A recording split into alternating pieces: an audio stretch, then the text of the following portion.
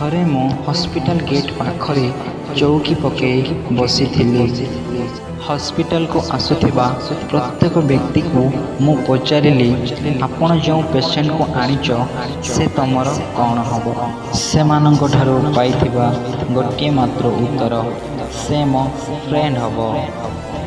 ସେ ଫ୍ରେଣ୍ଡସିପ୍ରେ ସେମିତି କ'ଣ ଅଛି କେଜାଣି?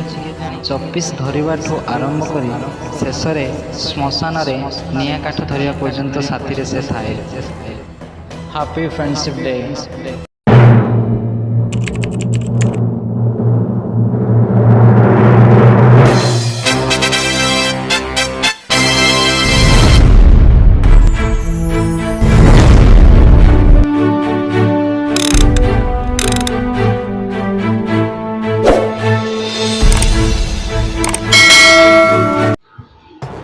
ଥରେ ଦୁଇ ଜଣ ସାଙ୍ଗ ହରି ଏବଂ ଶ୍ୟାମ ନଈ କୂଳରେ ଚାଲି ଚାଲି ଯାଉଥିଲେ। ସେହି ସମୟରେ ଶ୍ୟାମ କିଛି ଖରାପ କଥା କହିବାରୁ ହରି ରାଗିଯାଇ ବାଲିରେ ଶ୍ୟାମର ନାମ ଲେଖିଦେଇ କହିଲା, ଆଜିର ଏହି ଦିନକୁ ମନେ ରଖିଥା ତୁ। ମୋତେ କରିବା ଅନ୍ୟାୟକୁ ମୁଁ କଦାପି ଭୁଲିବି ନାହିଁ। କିଛି ସମୟ ପରେ ହରିର ଗୋଡ଼ ଖସିଗଲା ଏବଂ ହରି ଅଧିକ ସତରେ ଥିବା ସ୍ଥାନରେ ପଡ଼ି ଜୀବନ ସହ ବାଜି ଲଢ଼ୁଥିଲା। ଠିକ୍ ସେହି ସମୟରେ ଶ୍ୟାମ ହରିର ଜୀବନ ବଞ୍ଚାଇଲା।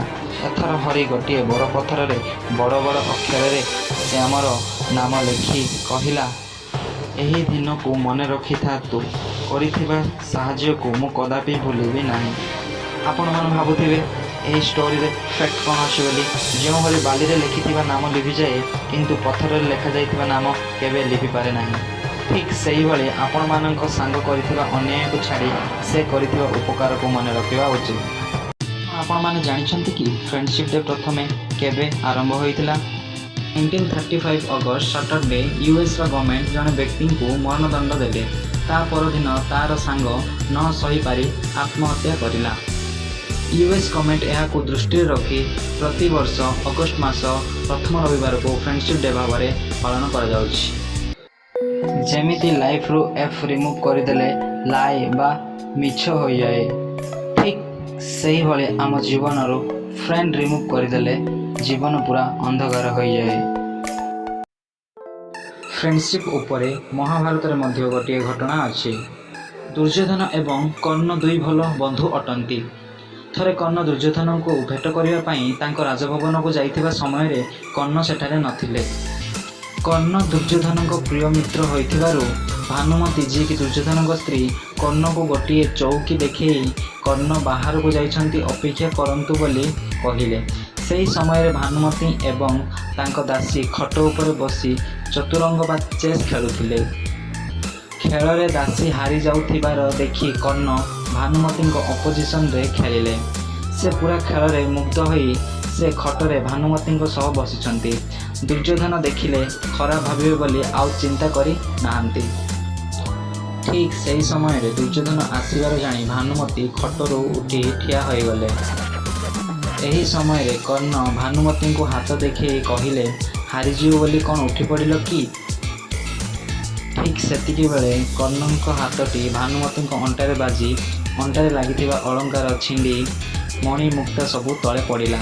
ଏହା ଦୁର୍ଯ୍ୟୋଧନ ଦେଖିବା ଦେଖି ଭାନୁମତୀ ମୋତେ ଆଜି ମୃତ୍ୟୁଦଣ୍ଡ ମିଳିବା ସୁନିଶ୍ଚିତ ବୋଲି ଭାବିଲେ। କିନ୍ତୁ ଦୁର୍ଯ୍ୟୋଧନ ଚୁପଚାପ ସେହି ତଳେ ପଡ଼ିଥିବା ମଣିଗୁଡ଼ାକୁ ଗୋଟେଇ ଭାନୁମତୀଙ୍କୁ ଦେଇ କହିଲେ, ମୋର ମିତ୍ରର କୌଣସି ଭୁଲ ହୋଇଯାଇଥିଲେ ଦୟାକରି କ୍ଷମା କରିଦିଅନ୍ତୁ ମହାରାଣୀ। ଆମ ଜୀବନରେ ବାପା ମା, ଭାଇ ଭଉଣୀ ଏହିସବୁ ରିଲେସନ୍ ଭଗବାନ ହିଁ ଦେଇଥାନ୍ତି।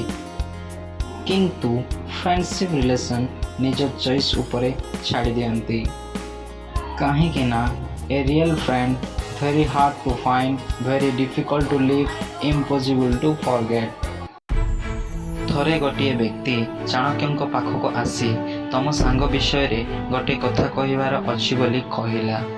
ଚାଣକ୍ୟ ସେହି ବ୍ୟକ୍ତିଙ୍କର କଥା ଶୁଣିବା ଆଗରୁ ସେହି ବ୍ୟକ୍ତିଙ୍କୁ କହିଲେ, ମୁଁ ଆପଣଙ୍କୁ 3ଟି ପ୍ରଶ୍ନ ପଚାରିବି, ତାପରେ ଆପଣ ଯାହା କହିବାର ଅଛି କହିବେ। ପ୍ରଥମ ପ୍ରଶ୍ନ, ଆପଣ ମୋ ସାଙ୍ଗ ବିଷୟରେ ଯାହା କହିବାକୁ ଯାଉଛନ୍ତି ତାହା କ'ଣ ସମ୍ପୂର୍ଣ୍ଣ ରୂପେ ସତ ବୋଲି ଆପଣ କ'ଣ ଜାଣିଛନ୍ତି? ସେହି ବ୍ୟକ୍ତିଟି କହିଲା, ନା, ବାହାରେ କେହି କହୁଥିବାର ମୁଁ ଶୁଣିଲି। ଦ୍ୱିତୀୟ ପ୍ରଶ୍ନ, ଆପଣ ମୋ ସାଙ୍ଗ ବିଷୟରେ ଯାହା କହିବାକୁ ଯାଉଛନ୍ତି ତାହା ଖରାପ ବିଷୟ ନୁହେଁ ତ? ସେହି ବ୍ୟକ୍ତିଟି କହିଲା, ତାହା ଆପଣଙ୍କ ସାଙ୍ଗ କରିଥିବା ଗୋଟିଏ ଖରାପ କାମ ବିଷୟରେ। ତୃତୀୟ ପ୍ରଶ୍ନ, ଆପଣ ଯାହା ମୋତେ କହିବାକୁ ଚାହୁଁଛନ୍ତି ତାହା ମୋତେ କ'ଣ ଶୁଣିବା ଆବଶ୍ୟକ କି? ବ୍ୟକ୍ତିଟି କହିଲା, ନା। ତେବେ ଚାଣକ୍ୟ କହିଲେ, ତାହେଲେ ଆପଣ କେମିତି ମୋ ସାଙ୍ଗ ବିଷୟରେ ଗୋଟେ କଥା କହିବାକୁ ଚାହୁଁଛନ୍ତି? ତାହା ପୁଣି ମିଛ, ଖରାପ ଏବଂ ଅଦରକାରୀ ଅଟେ। ତେଣୁ ମୋତେ କିଛି କହିବାର ଆବଶ୍ୟକ ନାହିଁ। ଚାଣକ୍ୟ କହିଥିବା ଏହି 3ଟି ପ୍ରଶ୍ନକୁ ଫଲୋ କରିଲେ ଆପଣମାନଙ୍କ ଜୀବନରେ କେବେ ବି ଫ୍ରେଣ୍ଡସିପ୍ ବା ବନ୍ଧୁତ୍ୱ ଛିନ୍ନ ହେବ ନାହିଁ।